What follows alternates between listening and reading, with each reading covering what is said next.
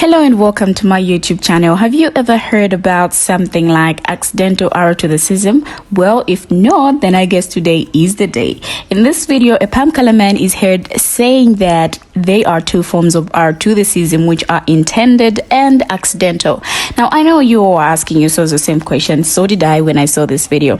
Anyway, with that said, let's watch this video. Intent as well. We've got to distinguish between intended racism and accidental racism. Yeah. Otherwise, we don't give people the chance to redeem themselves. If everything is racist, whether you intended it or not, then there's no forgiveness. There's no redemption and there's no apology. The concept of forgiveness. There's no apology. Why apologize if you're guilty anyway? Yeah. Then that's it. You can't change it. You know, and it's... Do you not accept that? I mean, you're sitting back and I get you're upset. I'm ready to speak. I haven't had a chance to come in. In response to your question, Carol, you know, my issue is that everybody makes the person who does the racist thing the victim. So you're asking me, is it right that he was sacked? Greg's saying he's a nice guy, he's going to lose his job. You know, how is he the victim in this scenario? This is a pregnant woman who had to arrange new levels of protection because of the amount of racist abuse she was receiving, which escalated when she announced she was pregnant. She's always had racist abuse, but when she announced her pregnancy, it multiplied because there is so much toxic racism in our society. That's not Danny Baker's fault. That's not Danny Baker's fault, but what is Danny Baker's fault is that he did something which was so offensive that when I first saw it, I actually thought it was a prank. I just thought nobody who the BBC gives a platform could be stupid enough to say this and not intend it to be racist, because it is one of, and we could talk about unintended racism or microaggressions, this is none of those. This is the most blatant, clear-cut example of racism. It's that generations of people have recognized this as an overtly racist trope. Within people's lifetimes, black people were still being compared to monkeys and dehumanized regularly. So the sacking is right, So I'm not interested in him. I'm not interested in him or what happens to him. By the way, he's already done a show which was more successful than his previous shows since he's been sacked. So if you're worried about his career, then I suspect no one's worried about his career. I'm not interested in him. I'm worried about the millions of black people who regularly live with this kind of abuse and then have to be in spaces like this where everybody denies it's a problem. That is something that I could not feel more strongly about. Now, after watching this clip, I'm trying to imagine what he's trying to say, but I guess it's not just adding up or making sense for me. Like, what happens? Someone would discriminate you without them knowing. I don't know, like, how does that happen? How does it work? Now, of course, this video has brought a lot of talk on social media, so let's check out some stitched videos and hear what people had to say about this. Catch me after these stitches as I would go deep into talking about this video. Apologize if you're guilty anyway. Okay. There's a lot to unpack here, and she does an excellent job of unpacking it. But I wanted to touch on something that she didn't get to in the segment where she basically takes down this stupid argument. And that is that the idea that what's the point of apologizing if you'll never be forgiven? You don't apologize to be forgiven. Okay. And if you're coming at an apology from a place of, I just want to be forgiven, I want to get past this, you know, I'm apologizing, why aren't you accepting my apology? Then you're apologizing from a very bad place. You apologize because you're sorry for what you did. You understand what you did was wrong. You understand that it hurt somebody or it was not right.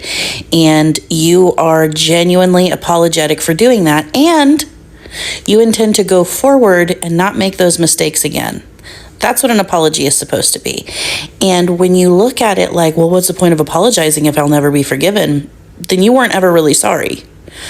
And this is an important point, especially about the issue of microaggressions and what he's calling unintended racism.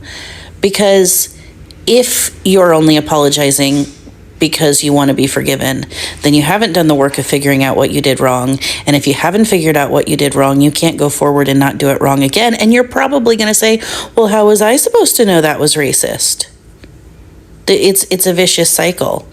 The very act of, I said something hurtful to somebody, I said something that made them feel bad about themselves based on their race, their gender, their sexual orientation, etc.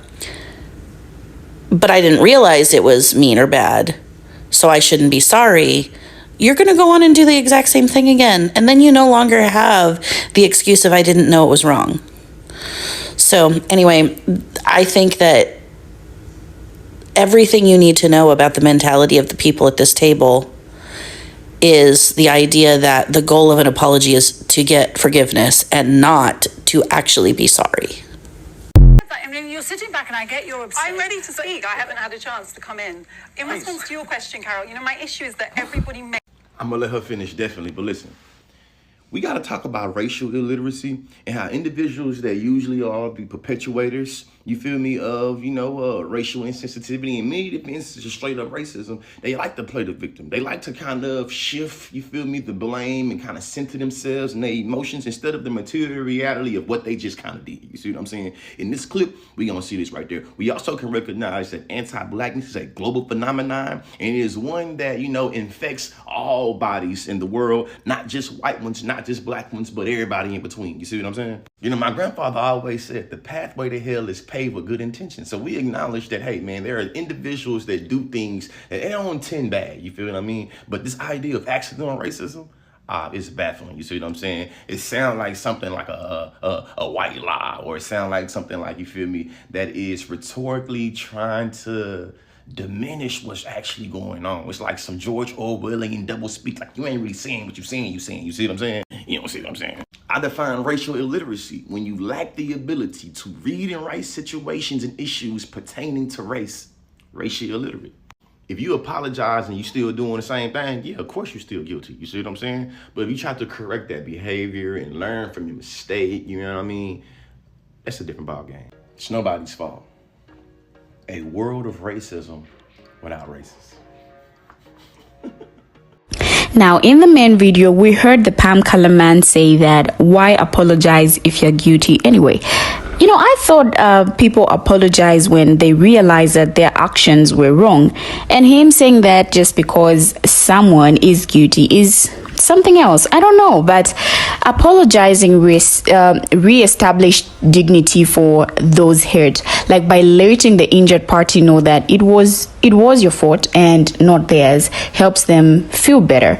Now, apologizing can be difficult for some people, of course for different reasons, but or how the people interpret the need for an apology, which shouldn't be the case anyway. Though if something you have done has caused pain for another person, it's a good idea to apologize even if you think whatever you did was unintentional. Now, I our artheism should be defined as knowing and intentional ill will or negative actions aimed at an individual or group solely because of their race. Now, part of what makes these apologies so bad is that they use so many diversionary tactics that even Glenn Beck would call them insensitive.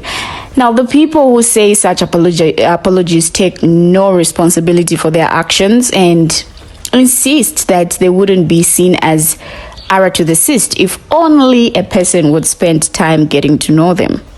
Guys, now let's check out some of the comments and hear what people had to say about this video. Now, the first comment reads, "What bothers me most is this panel is set up to really ambush this lady and have her thoughts suppressed.